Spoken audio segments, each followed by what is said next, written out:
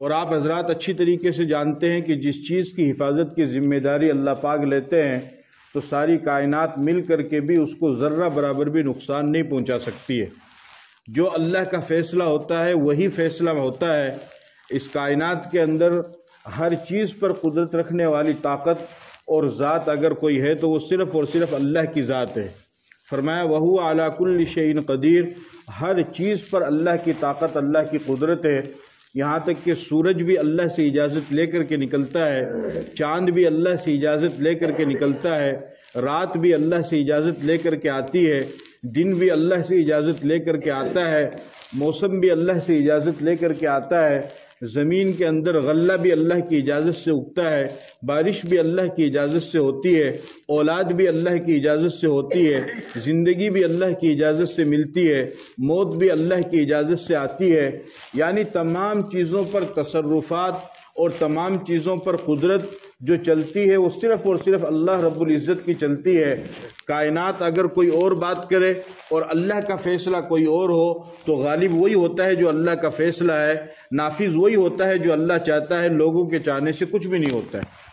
فرمایا وَإِن يَمْسَسْكَ اللَّهُ بِضُرٍّ فَلَا كَاشِفَ لَهُ إِلَّا هُوَ وَإِن يُرِدْكَ بِخَيْرٍ فَلَا رَادَّ لِفَضْلِهِ۔ جب آپ تاریخ کا مطالعہ کریں گے تو آپ کو اچھی طریقے سے یہ بات معلوم ہوگی کہ بے شمار موقعوں پر ایسا وقت آیا کہ لوگوں نے مل کر کے یہ فیصلہ کیا کہ ہمیں اس شخص کو ختم کرنا ہے، ہمیں اس کے مشن کو مٹانا ہے، ہمیں اس کے نام کو مٹانا ہے، ہمیں اسے نیست و نابود کر دینا ہے، ہمیں اسے زندہ دفن کر دینا ہے، ہمیں اس کو باقی ہی نہیں رکھنا ہے، ہمیں اسے موت کے گھاٹ اتار دینا ہے۔ لیکن اللہ کا فیصلہ ان کو بچانے کا تھا، تو ساری کائنات دشمن ہونے کے باوجود بھی اللہ نے ان کو بچا کر کے دکھایا۔ چنانچہ حضرت نوح علیہ السلام کا واقعہ آپ کے سامنے ہے کہ حضرت نوح علیہ السلام کی پوری قوم دشمن ہو گئی، بہت بری طریقے سے ان کو ستاتے تھے، نوح علیہ السلام کو بہت بری طریقے سے مارتے تھے، ان کو تکلیف دیا کرتے تھے، ان کو پریشان کیا کرتے تھے اور کوشش کرتے تھے، لیکن اللہ کا بچانے کا فیصلہ تھا۔ اللہ رب العزت نے کشتی میں نوح علیہ السلام کو سوار کیا اور جو دوسرے اہل ایمان اس میں سوار ہوئے، فَأَنْجَيْنَاهُ وَمَن مَّعَهُ فِي الْفُلْكِ الْمَشْحُونِ، ان تمام کو اللہ نے بچایا۔ قوم مل کر کے نوح علیہ السلام کو مارنا چاہ رہی تھی، اللہ پاک بچانا چاہ رہے تھے، ہوا وہی جو اللہ نے چاہا، اور قوم چاہنے کے باوجود بھی نوح علیہ السلام کو نہیں مار سکی۔ اسی طریقے سے حضرت ابراہیم علیہ السلام کے زمانے میں جب ابراہیم علیہ السلام نے توحید کی دعوت دی، لوگوں کو توحید کے بارے میں بتایا اور اللہ کی وحدانیت کا اقرار کرنے کے لیے کہا، تو وقت کا بادشاہ اور خود ابراہیم علیہ السلام کے ماں باپ اور پوری قوم دشمن ہو گئی، اور کیا کہا، حرقوہ وانصروا آلہتکم ان کنتم فاعلین، کہ اس کو آگ میں جلاؤ، ابراہیم کو آگ میں جلاؤ، اس کو نذر آتش کرو، اس کا نام و نشان مٹا کر کے رکھ دو، تبھی ہم جن معبودوں کی عبادت کرتے ہیں ان کو خوش کر سکتے ہیں۔ ان کو آگ میں ڈالا بھی، اللہ نے حکم فرمایا یا نار کونی بردا وسلاما علی ابراہیم، کہ اے آگ تجھے ابراہیم پر ذرہ برابر بھی اثر نہیں کرنا ہے۔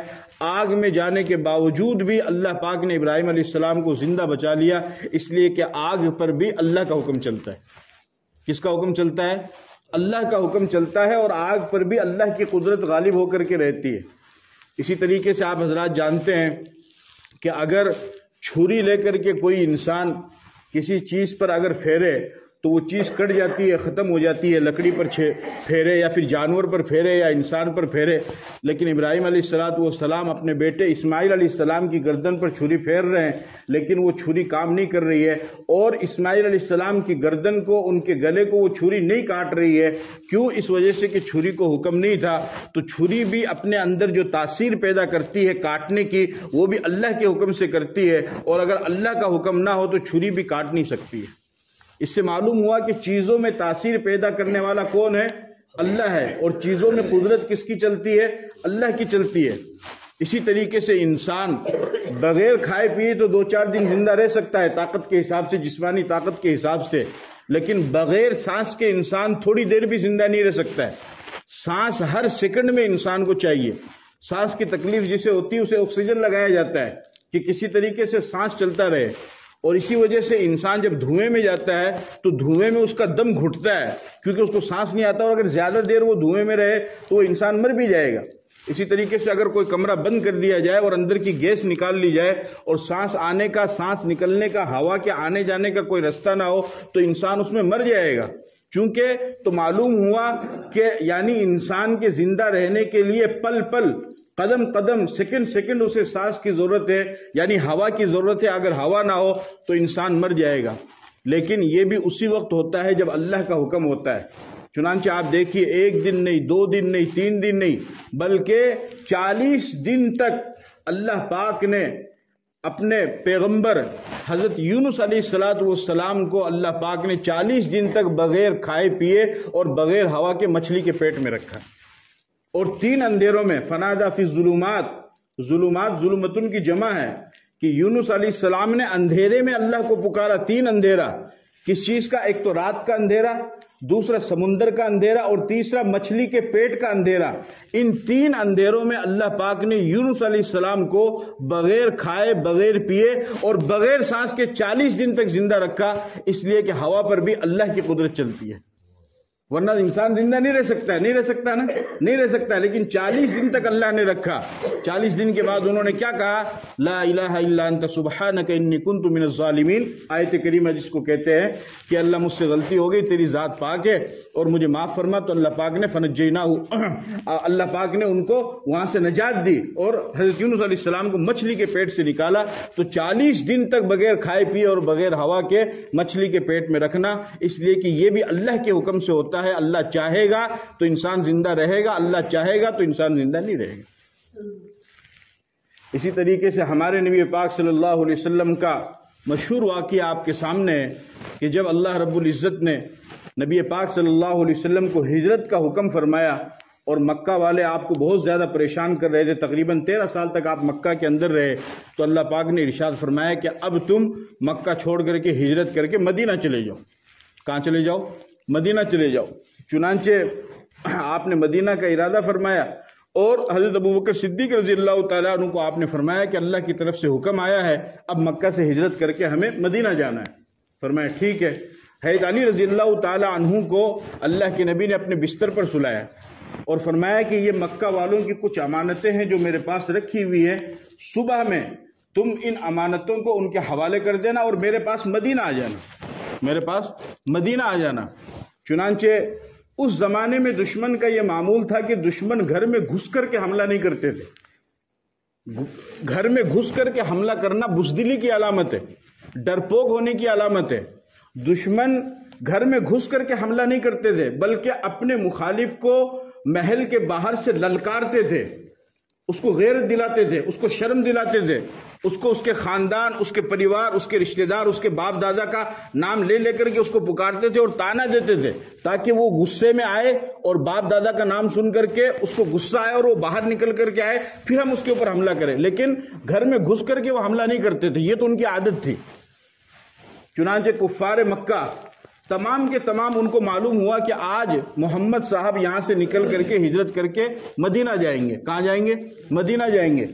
چنانچہ تمام کے تمام رات میں آ کر کے کھڑے ہو گئے اور ابو جہل نے کہا کہ سب ایک ساتھ مل کر کے ان کے اوپر حملہ کریں گے تاکہ کسی ایک کا نام نہ آئے، اور پھر جب کسی ایک قاتل کا نام نہیں آئے گا تو قصاص نہیں ہوگا، قصاص نہیں ہوگا تو خون بہا کی جو بھی دیت ہوگی، جو بھی پیسہ ہوگا وہ ہم سب مل کر کے ادا کر دیں گے، کوئی مشکل نہیں ہے. تو سب ایک ساتھ محمد پر حملہ کرنا. میں اور اگر آپ ہوتے تو کیا کرتے؟ ہم تو یہ کہتے کہ آپ ایسا کرو، پچھلے دروازے سے نکل جاؤ یا دیوار سے کود کر کے چلے جاؤ یا آج رات کینسل کر دو، کل چلے جانا تاکہ دشمن کو معلوم نہ ہو. یہی کرتے ہیں نا. اللہ نے فرمایا کہ نہیں، جانا بھی آج ہے اور ان کے سامنے سے ہی جانا ہے.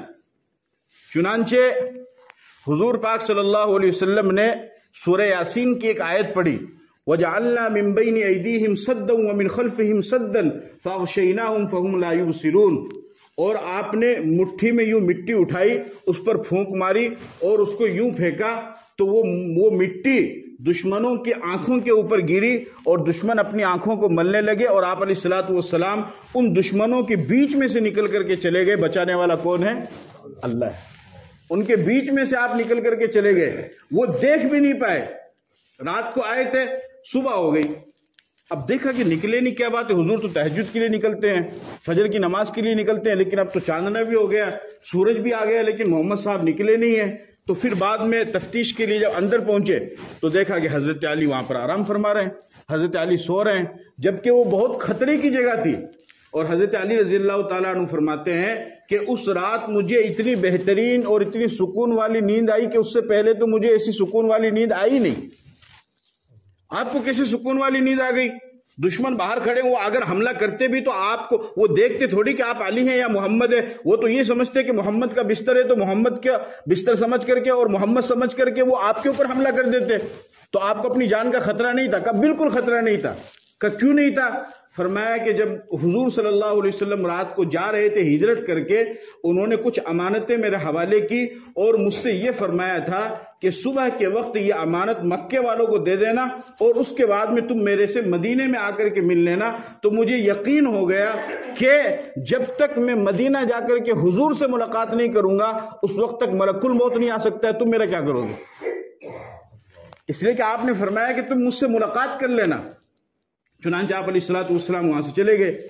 جب ابو جہل کو اور دشمنان اسلام کو اس چیز کا علم ہوا کہ نبی پاک صلی اللہ علیہ وسلم نکل گئے ہیں تو اس نے پھر اعلان کیا کہ جو محمد کو اور اس کے ساتھی کو ڈھونڈ کر کے لائے گا اس کو 100 اونٹ انعام میں دیے جائیں گے۔ کتنے اونٹ؟ ریگستانی جہاز ہے جہاں اپنا راجستھان میں ہے نا ریگستانی جہاز اونٹ۔ اب تو ماشاءاللہ پیچھے آگے جو لوگ اونٹ آنٹ چھوڑ دیے، باقی جو بننا کا ایریا ہے نا، باڑمیر کا، جیسلمیر کا، پوکرن کا، جودھ پور کا، ابھی میں جا کے آیا ہوں کچھ دن پہلے، بھی ایریا میں جا کر دیکھو وہ لال پگڑی اور وہ چٹنی اور وہ اونٹ، یہ اصل راجستھان ہے۔ تو وہاں کا بھی ریگستانی جہاز اونٹ ہے کیونکہ وہاں بھی ریگستان ہے، وہاں بھی مٹی ہے، ریت ہے جیسے یہاں پر ریت ہے۔ اس نے اعلان کیا اس زمانے میں 100 اونٹ کا مطلب کروڑوں روپے کا انعام۔ ابو جہل نے کہا کہ جو محمد اور ان کے ساتھی کو ڈھونڈ کر کے لائے گا اسے 100 اونٹ انعام میں دیے جائیں گے۔ اس اعلان کو سن کر کے لوگ تو بھاگے کہ اچھی رقم ہاتھ لگے گی اور مدینہ ہی جا رہے ہیں تو ڈھونڈ لیں گے۔ چنانچہ آپ علیہ السلام نے غار ثور میں آپ نے قیام کیا، آپ اس میں رہے۔ غار ثور ایک پہاڑ ہے، اس میں ایک کھو تھی، اس کھو کے اندر آپ اور ابو بکر صدیق رضی اللہ تعالیٰ عنہ آپ اس میں ٹھہر گئے۔ دشمن تلاش کرتا ہوا آیا اور بالکل یعنی آپ کے قریب پہنچ گیا، اور اتنا قریب پہنچ گیا ہے کہ اگر دشمن تھوڑا سا جھانک کر کے دیکھتا تو آپ نظر آ جاتے، اور اتنا قریب پہنچ گیا ہے کہ حضرت ابو بکر صدیق رضی اللہ تعالیٰ عنہ گھبرانے لگے کہ یا رسول اللہ دشمن بالکل سر پر آ گیا ہے۔ آپ نے فرمایا ابو بکر لا تحزن ان اللہ معنا، گھبرانے کی ضرورت نہیں، اللہ ہمارے ساتھ ہے۔ فرمایا گھبراؤ نہیں۔ کہ یا رسول اللہ بالکل اوپر آ چکا، بولا کوئی دقت نہیں ہے، دشمن بالکل سامنے کھڑا ہے۔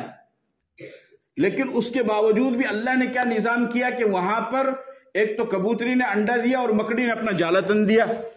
تو کہنے والا کہنے لگا کہ اس کے اندر دیکھ لو، کیا پتا اس کے اندر رکھا، کیسی بیوقوفی والی بات کرتے ہو، اگر اتنا مضبوط ہٹا کٹا آدمی اس کے اندر جائے گا تو یہ کبوتری کا چھوٹا سا انڈا ہے اور مکڑی کا معمولی سا جالا ہے، وہ تو ایک مطلب جھاڑو سے یوں نکل جاتا، اتنا ہٹا کٹا آدمی جائے گا تو ٹوٹے گا نہیں۔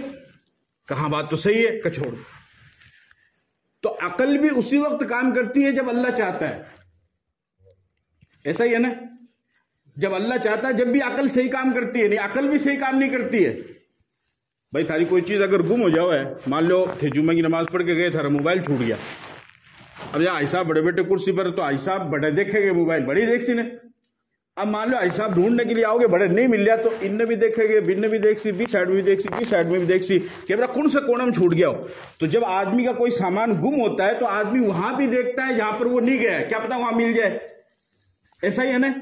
تو جب ان کو دشمنوں کو حضور کو تلاش کرنا تھا تو ان کو وہ جگہ بھی دیکھنی چاہیے تھی جہاں پر ان کو گمان ہو کہ شاید یہاں نہیں ہو سکتے، لیکن اللہ نے وہ عقل ہی چھین لی، وہ دماغ ہی چھین لیا اور پتہ ہی نہیں لگا، اور دشمن بالکل سر پر آ کر کے اس کے باوجود بھی خالی ہاتھ لوٹ کر کے چلا گیا، اور اللہ کے نبی کو اللہ تعالیٰ نے اس طریقے سے محفوظ رکھا، اس لیے کہ ہر چیز پر قدرت رکھنے والا کون ہے؟